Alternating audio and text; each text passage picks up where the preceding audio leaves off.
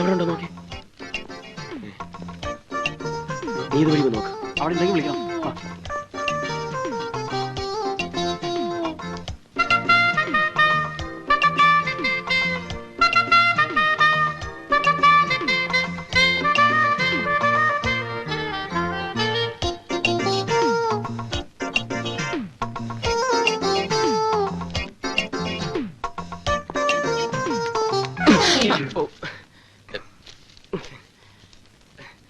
Sorry.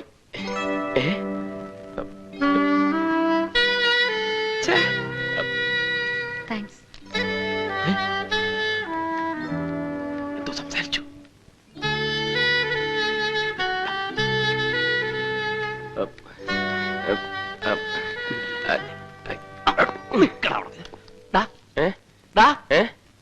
അവളെന്താ പറഞ്ഞത്?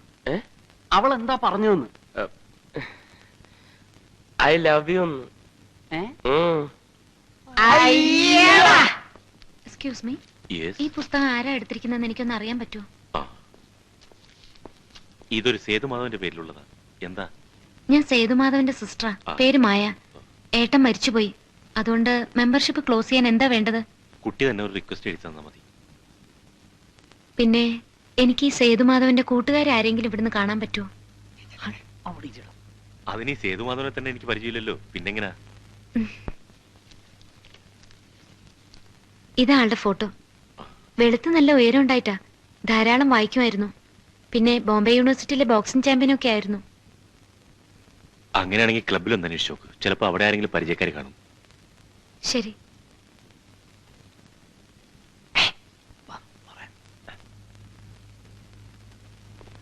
ആ boxing ചത്തുപോയത് ഒരേ കണക്കിന് നന്നായി. ഒന്നുമില്ലേ, ധൈര്യമായിട്ട് അവളുടെ പുറകെ നടക്കാമല്ലോ. എനിക്കൊരു ഐഡിയ. എന്താ? അവളുടെ ചത്തുപോയ ചേട്ടന്റെ കൂട്ടുകാര് നമ്മളാണെന്ന് അങ്ങോട്ട് കാച്ചിയാലോ? വേണ്ട വേണ്ട, നീ ഇന്നലെ ഒരു കാച്ചിന്റെ ക്ഷീണവും കിതപ്പൊന്നും ഇതുവരെ വിട്ട് മാറിയിട്ടില്ല. മഹാദേവ, നമ്മുടെ കയ്യിൽ ഗ്ലാമർ ഉണ്ട്. അത് വെച്ച് നമ്മൾ അവൾ വീഴ്ത്തുന്നു. അല്ലാതെ അവന്റെ പെരട്ട തലേന്ന് വരുന്ന ഐഡിയ ഒന്നും നമുക്ക് വേണ്ട. എന്തായാലും ഉള്ള പേര് കൊള്ളാം, മായ. മായ? മായ മഹാദേവൻ? എന്താ എന്താ എന്താ? അല്ല, ഞാനൊന്ന് പറഞ്ഞു നോക്കായിരുന്നു. മായ മഹാദേവൻ നല്ല ചേർച്ച ഉണ്ടല്ലേ? ചേർച്ച നിനക്ക് മാത്രമല്ല, മായ അപ്പുക്കുട്ടൻ എന്ന് പറഞ്ഞാലും ചേരും. മായ ഗോവിന്ദൻകുട്ടി എന്താ മോശമാണോ? മായ തോമസ് കുട്ടിയോ? അയ്യടാ, അത് വേണ്ട. ഞങ്ങൾ ഹിന്ദുക്കളൊക്കെ ചത്തൊടുങ്ങിട്ട് മതി കണ്ട ക്രിസ്ത്യാനികളൊക്കെ പുറകെ പോകാൻ. അല്ലേ മഹാദേവൻ നായരെ? അത് നോക്കി, അവളുടെ വണ്ടിയല്ലേ ഒരുത്തൻ കാറ്റൂട്ടി വിടണണ്ട. ഏതാടാ ഈ പിശാച്? പിശാചല്ലടാ, ദൈവദൂതൻ. ഇവനെ വെച്ച് നമുക്കൊരു കളി കളിക്കാം. വാ.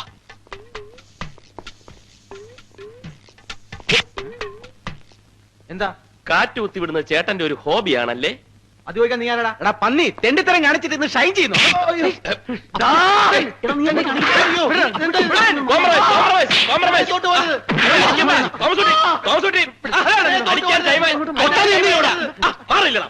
ചോദിക്കാനും പറയാനും ആളില്ലെന്ന് വിചാരിച്ചു അവനൊക്കെ? ചോദിക്കാനും പറയാനും ഒക്കെ ഇവിടെ ആളുണ്ട്. പക്ഷെ കാണാനും കേൾക്കാനും ആള് വേണ്ടേ? അതാ കാണാനും കേൾക്കാനൊക്കെ ഉള്ളേ. അവളിങ്ങോട്ട് വന്നേക്കട്ടാ. അവളെ മുമ്പിൽ വെച്ച് നമുക്ക് ചോദിക്കാം.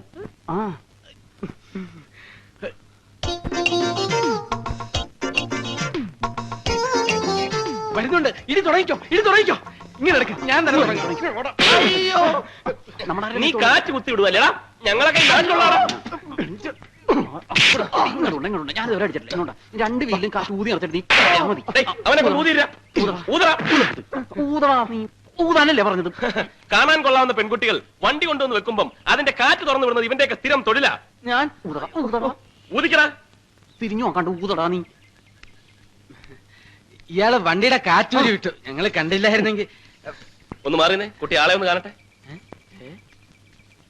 അയ്യോ, അപ്പൊ ഇതാരുടെ വണ്ടി?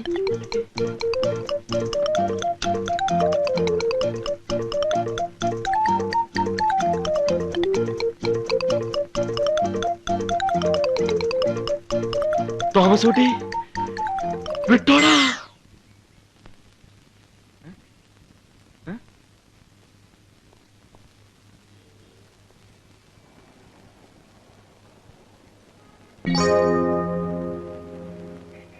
ചെല്ലട്ടെ.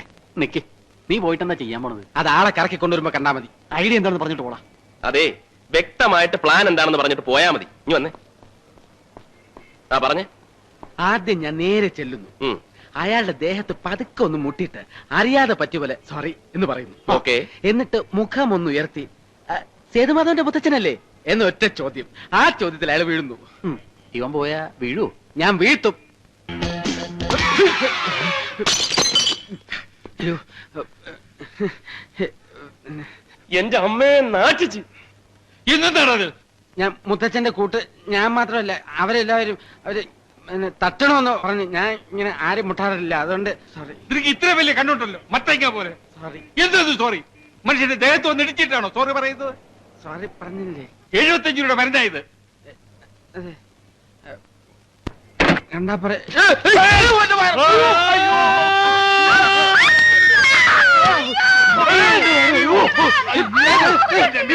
താങ്ക് യു മനെ, താങ്ക് യു വെരി മച്ച്. താമസോട്ടെ വിട്ടോളാ.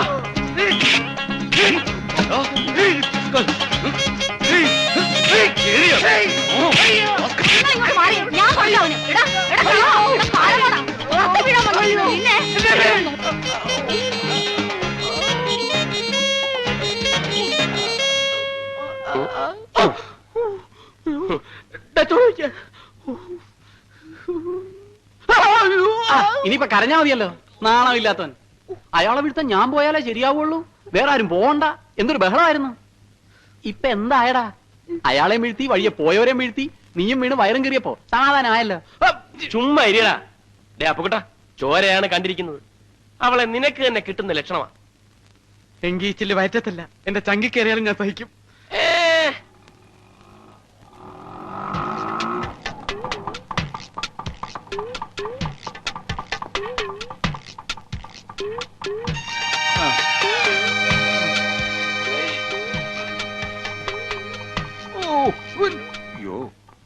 കാര്യമായിട്ടൊന്നും പറ്റില്ലെന്നാ തോന്നണല്ലേ? എന്റെ ദൈവമേ, എന്താ ഇത്? എന്താ പറ്റിയത്?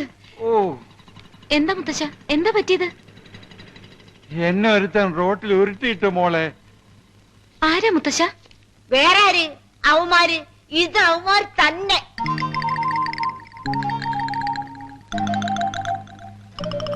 ഞാനെന്ന് പറഞ്ഞപ്പോഴേ നിങ്ങൾ എന്താ പറഞ്ഞത്? തോന്നിയതാണെന്ന്. നിങ്ങൾക്ക് ഇത് തന്നെ കിട്ടണം. മുത്തശ്ശൻ ആളെ കണ്ടാലറിയോ? അറിയോന്നോ? അവനെ ഇനി എവിടെ കണ്ടാലും ഞാൻ കൊല്ലും. വെറുതെ അന്ന് വന്നവന്മാരെയൊക്കെ കണ്ടാലേ എനിക്കും അറിയാം. എന്നെ മാത്രമല്ല, നിങ്ങളെ രണ്ടുപേരെയും അറിയാവുന്ന. വരും, അവന്മാര് ഇനിയും വരും. ഇനി വന്നാ ഞാൻ വെട്ടി തുണ്ടൻ തുണ്ടാക്കി ഈ മുറ്റത്തിടും. നോക്കിക്കോ. നിങ്ങൾ വന്നേ. അതെ, നിങ്ങളെ 3 വരെ അവർ മനസ്സിലാക്കിയ സ്ഥിതിക്ക് ഇനി ഒറ്റ മാർഗ്ഗമേ ഉള്ളൂ. എന്താ? നിങ്ങൾ അവളെ എങ്ങനെ മറന്നേക്കണം.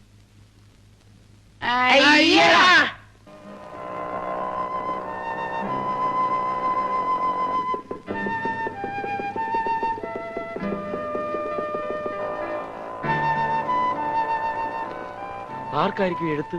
ഇനി നമ്മളെ കൂടാതെ വേറെ വല്ല കാമുകന്മാരും കാണുമോ? നിന്റെ കരുനാക്കെടുത്ത് വല്ലതും പറ. അല്ല, അങ്ങനെ ആരെങ്കിലും ഉണ്ടെങ്കിലോ? ഏയ്, എന്തായാലും എഴുത്തെടുത്ത് നോക്കിയാ വിവരം അറിയാലോ. ഞാനിപ്പോ എടുത്തു തരാം. അതൊന്നും നടക്കൂലേ. ഇവൻ എന്തായി കാണിക്കണം? Next clearance 3 PM. മഹാദേവ, എന്താ വേണ്ടത്? എങ്ങനെയും ഈ എഴുത്ത് കൈക്കലാക്കണം. അതിനിപ്പോ എന്ത് ചെയ്യാം? വെയിറ്റ് ചെയ്യാം.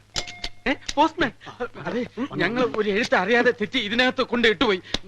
ഇതങ്ങ് കൈവച്ചിട്ട് അതങ്ങ് ഒന്ന് എടുത്ത് തന്നില്ലേ കുഴപ്പം. പ്ലീസ്, അത് പിന്നെ പ്ലീസ് ഇത് പോയിക്കേ. പോരെ. ഇത് മതിയോ? നോക്കി പോരാന്ന്.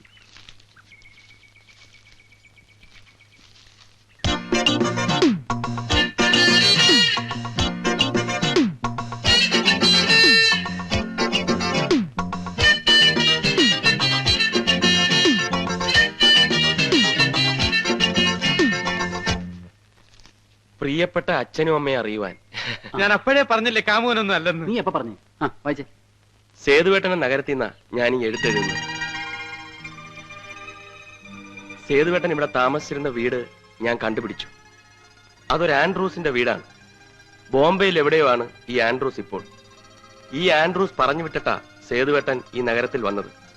കഴിഞ്ഞ ക്രിസ്മസ് രാത്രിയിൽ ഇവിടെ വന്നു കയറിയ സേതുവേട്ടനെ ആൻഡ്രൂസിന്റെ അമ്മച്ചി സ്വന്തം മകനെ പോലെയാണ് കരുതിയിരുന്നത്. ഇപ്പോൾ ആ വീട്ടിൽ ആൻഡ്രൂസിന്റെ അമ്മച്ചി മാത്രമേ ഉള്ളൂ. ചുമ്മാ ഇരിടാ. ഇപ്പോൾ ആ വീട്ടിൽ അമ്മച്ചി മാത്രമേ ഉള്ളൂ. സേതുവേട്ടൻ താമസിച്ചിരുന്ന മുറിയും സേതുവേട്ടന്റെ പെട്ടിയും സാധനങ്ങളും ഒക്കെ അതുപോലെ തന്നെ സൂക്ഷിച്ചു വെച്ചിരിക്കുക അമ്മച്ചി. ഈ അമ്മച്ചി വഴി സേതുവേട്ടന്റെ ഇവിടെയുള്ള കൂട്ടുകാരെയൊക്കെ കണ്ടെത്താനുള്ള ശ്രമത്തിലാണ് ഞാനിപ്പോ.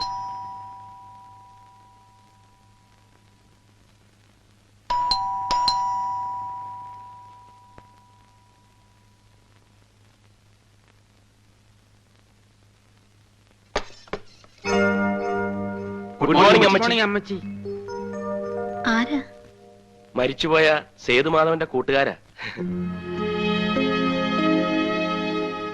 ഞാൻ മഹാദേവൻ, ഇത് അപ്പക്കുട്ടൻ, ഇവൻ ഗോവിന്ദൻകുട്ടി, അത് തോമസ് കുട്ടി. നിങ്ങളെ ആരെയും ഇതിനു മുമ്പ് ഞാനിവിടെ കണ്ടിട്ടില്ലല്ലോ. ഇങ്ങനെ ഫ്രണ്ട്സ് ഉള്ളതായിട്ട് സേതു പറഞ്ഞിട്ടുമില്ല. അയ്യോ സത്യമായിട്ട് ഞങ്ങൾ സേതുവിന്റെ കൂട്ടുകാരാ, ക്ലോസ് ഫ്രണ്ട്സ്. അല്ലാതെ അമ്മച്ചി, ഞങ്ങളെ പറ്റി ഒന്നും അമ്മച്ചിയോട് പറഞ്ഞു കാണില്ല. പക്ഷെ അമ്മച്ചിയെ കുറിച്ചെല്ലാം ഞങ്ങളോട് പറഞ്ഞിട്ടുണ്ട്. കഴിഞ്ഞ ക്രിസ്മസ് രാത്രിയല്ലേ സേതു ഇവിടെ വന്ന് കയറിയത്? അതുമുതൽ എല്ലാം അവൻ ഞങ്ങളോട് പറഞ്ഞിട്ടുണ്ട്. ആൻഡ്രൂസ് പറഞ്ഞു വിട്ടിട്ടാണ് സേതു ബോംബെയിൽ നിന്ന് ഇങ്ങോട്ട് വന്നത് എന്നവൻ പറഞ്ഞിട്ടുണ്ട്. വന്ന് കയറി അന്ന് മുതൽ അവനെ സ്വന്തം മകനെ പോലെയാണ് അമ്മച്ചി കരുതിയിട്ടുള്ളതെന്ന് ഞങ്ങളോടും പറഞ്ഞിട്ടുണ്ട്. ഇതൊന്നുമല്ല, മരിച്ചേ പിന്നെ അവന്റെ മുറിയും അവന്റെ സാധനങ്ങളും അമ്മച്ചി അതേപടി സൂക്ഷിക്കുകയാണെന്ന് വരെ അവൻ പറഞ്ഞിട്ടുണ്ട്. ഓ,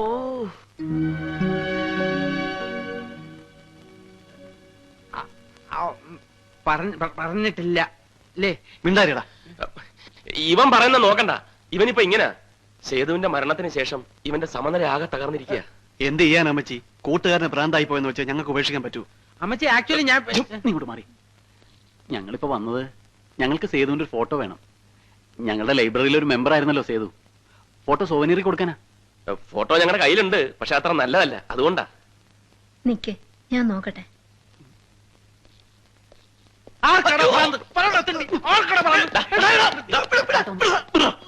വായി തോന്നിയൊക്കെ വിളിച്ചു പറഞ്ഞിട്ട് അവന് കഴുത്തേക്കാരി പിടിച്ചാൽ മതിയല്ലോ. മാറി.